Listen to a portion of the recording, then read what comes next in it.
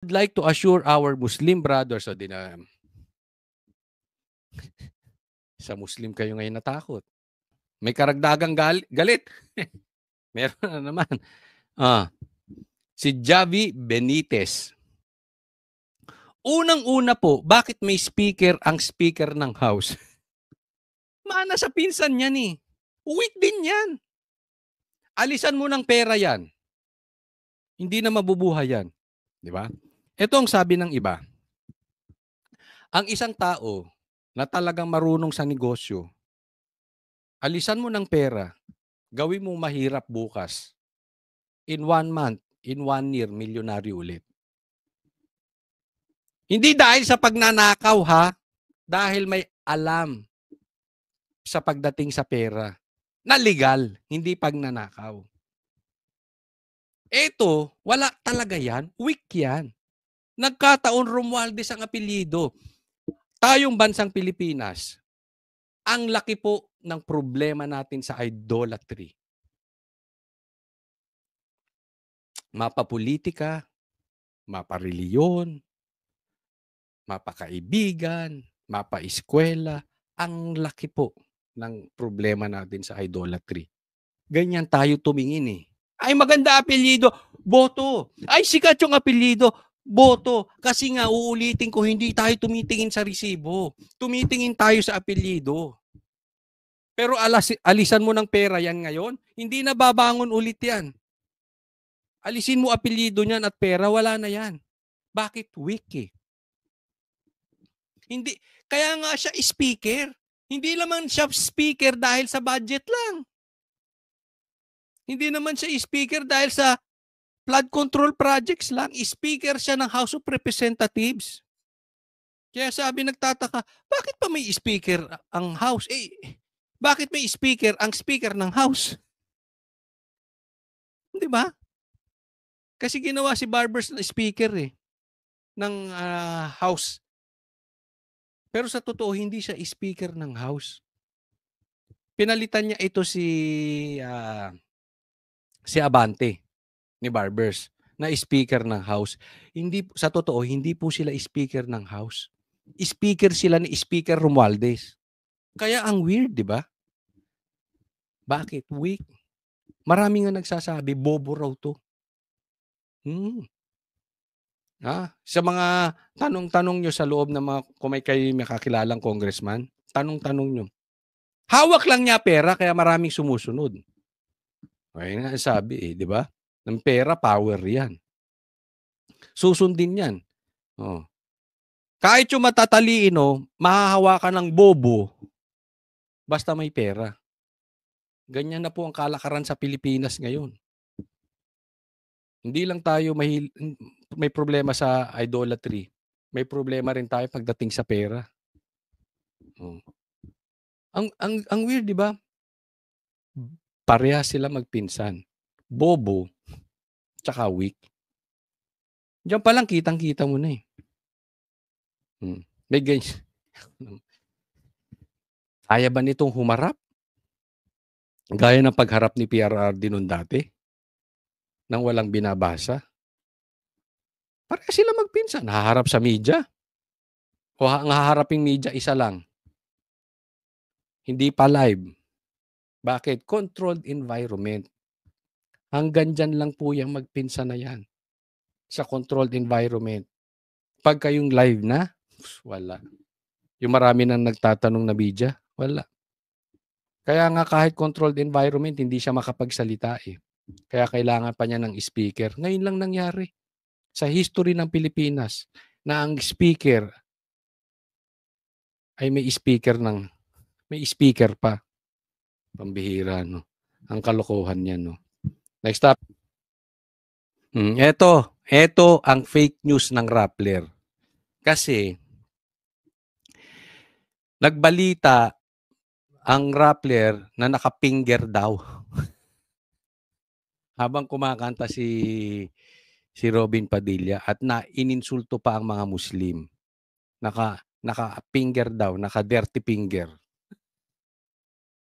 Meron bang clean finger? Sige, naka-dirty finger daw. Eto, nag-apologize ang Rappler. Sabi nila, Rappler deeply apologizes to Senator Robin Padilla and to the Muslim community for posting a video which carried the caption alleging a vulgar hand gesture. Yung ngayon nakapinger, nakaganon daw. Hindi nakaganon. Alam mo problema sa inyo, Rappler? Ha? Sa totoo lang. Kasi tuta kayo, di umano ni Tambi. Ang laki ng problema natin sa flood control. Ha? Naging tuta na rin kayo ni Marcos. Andyan ang problema eh. Ang laki ng korupsyon nangyayari sa bansa. Nakapokus kayo kay Robin Padilla na alam naman natin na maka-Duterte. So yung maka-Duterte, galit ang Rappler. Anong klase kayong media? Magbalita kayo ng tama. Huwag kayong fake news. Oo, nag-apologize kayo. Kaya lang ang problema nyo mauulit-ulit. Bakit? Hindi kayo nakatingin sa balita eh. Hindi kayo nakatingin sa katunayang nangyayari sa bansa. Bakit hindi nyo ibalita yung nangyayari ng korupsyon sa baha? Pati dirty finger pinansin ninyo. Ano kayo, grade school? Sino pa bang pambira? We are adults here. Meron pa bang nagdi-dirty finger sa mga professional? Meron pa bang nagdi-dirty finger sa matatanda? Para naman kayong ay, dinerty finger niya ako. O, eto sa'yo. Pakyo ka. Hindi po ako nagbumura. Kasi inaano ko lang, kailangan ko ma-express.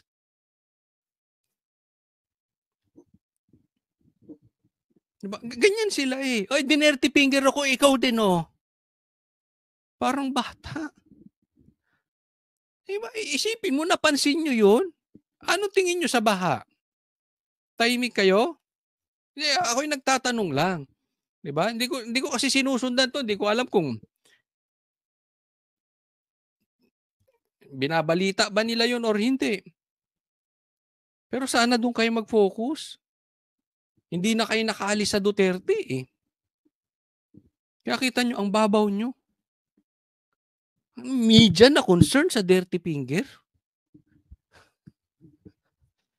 Sabaw kayo talaga, Rappler. Sabaw. Sabi niya, we take responsibility for unclear communication in the newsroom that led to the posting of content that was still being verified. The video was immediately taken down. Hindi lang naman yung nagkaroon kayo ng confusion. Uulitin ko. Kasi ang focus ninyo, Duterte. Kung nakita nyo nakaganyan si Bam, ibabalita nyo ba? Hello? Kung nakita nyo nakaganyan si Kiko, mapupuna kaya nyo? So this is not a mistake.